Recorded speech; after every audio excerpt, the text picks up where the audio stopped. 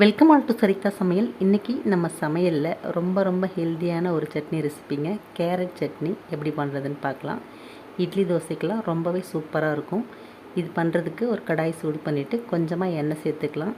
எண்ணெய் சூடானதுக்கப்புறம் இதில் பார்த்திங்கன்னா 2 ஸ்பூன் கடலைப்பருப்பு சேர்த்துக்கலாம். கடலைப்பருப்பு ஓரளவுக்கு செவந்து வரட்டும்.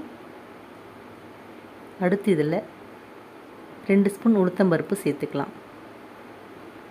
சேர்த்துட்டு கடலைப்பருப்பும் உளுத்தம்பருப்பும் நல்லா செவந்து வந்ததுக்கப்புறம் இதில் பார்த்திங்கன்னா காஞ்ச மிளகாய் சேர்த்துக்கலாம். நான் 2 காஞ்ச மிளகாய் சேர்த்துருக்கேன்.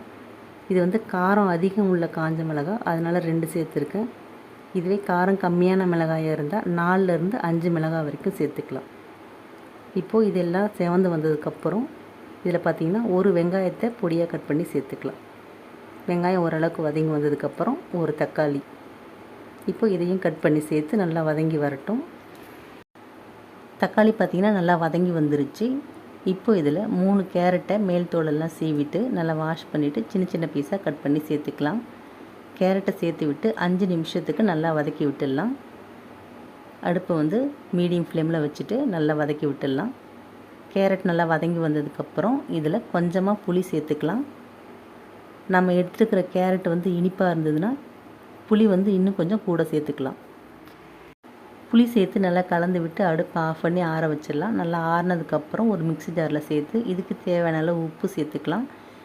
இப்போ இது கூடவே கொஞ்சமாக தண்ணி விட்டு நைஸாக அரைச்சி எடுத்துக்கலாம். இப்போ இதை தாளிச்சிக்கலாம். அதுக்கு ஒரு கடாயில் 2 ஸ்பூன் எண்ணெய் சேர்த்து காஞ்சதும் 1/2 ஸ்பூன் கடுகு உளுந்து, ஒரு காஞ்ச மிளகாய், கொஞ்சம் கருவேப்பிலை சேர்த்துக்கலாம்.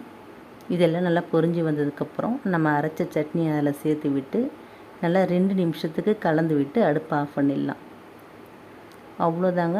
ரொம்ப சூப்பராக நமக்கு கேரட் சட்னி ரெடி ஆகிடுச்சு. நீங்களும் ட்ரை பண்ணி பாருங்கள். வீடியோ பிடிச்சிருந்தால் லைக் பண்ணி, ஷேர் பண்ணி, கமெண்ட் பண்ணுங்கள். என்னோடய மற்ற வீடியோஸ்லாம் பார்க்கணுன்னு நினச்சிங்கன்னா சரிதா சமையலுக்கு சப்ஸ்கிரைப் பண்ணுங்கள். தேங்க்யூ.